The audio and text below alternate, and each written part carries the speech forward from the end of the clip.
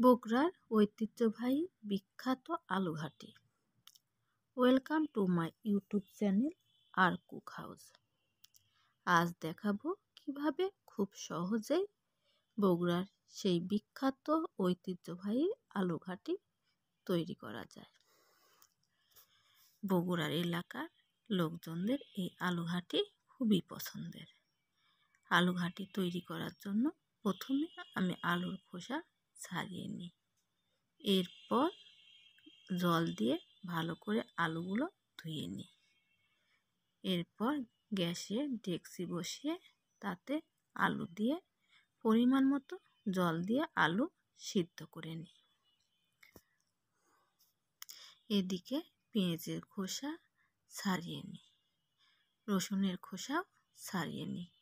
পেঁয়াজ রসুন ধুয়ে কুচি করে কেটে নিই, কাঁচা লঙ্কা চিড়ে নিই।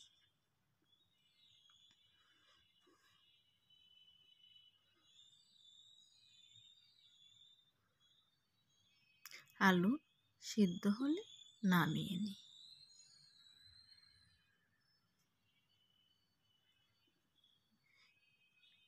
মাছের মাথা নুন ও হলুদ দিয়ে ভালো করে মাখিয়ে নিই।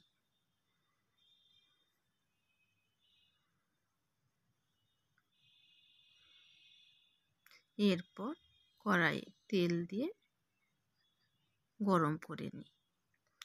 তেল গরম হলে তাতে মাছের মাথা দিয়ে দিই, ঢাকনা দিয়ে ঢেকে দিই যাতে মাছের মাথা খুব ভালোভাবে সিদ্ধ হয়। এরপর মাথা ভেঙে আরও ভালো করে ভেজে নিই। ভাজা হলে উঠিয়ে নিই। এরপর ওই তেলে সাদা এলাচ ও দারচিনি দিই,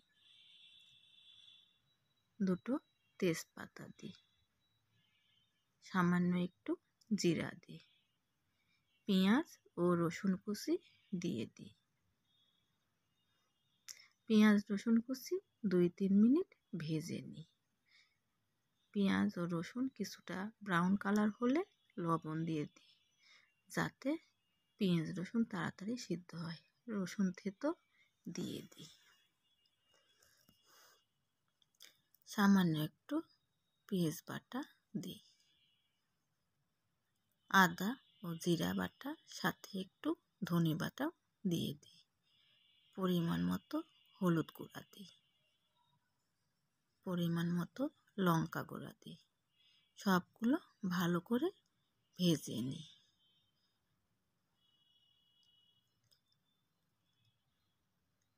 এরপর সামান্য একটু জল দিই। আগে থেকে ভেজে রাখা মাছের মাথা দিয়ে আবারও 2 মিনিট কষিয়ে নিই। এরপর আলুগুলো হাতের সাহায্যে থেতো করে নিই। আলু একদম ভালো করে মেখে নেব, যতটা সম্ভব দলা দলা গুলো ভেঙে নেব।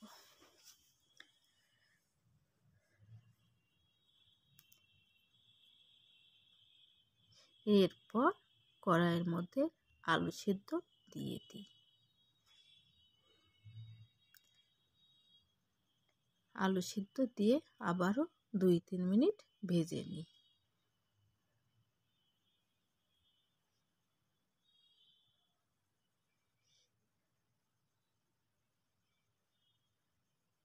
দু মিনিট ভাজা হলে পরিমাণ মতো জল দিই, ভালো করে নেড়ে চেড়ে দিই।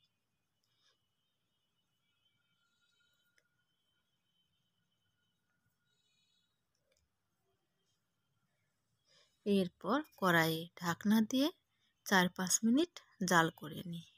এরপর 2-3টা কাঁচা লঙ্কা চিড়ে দিয়ে দিই।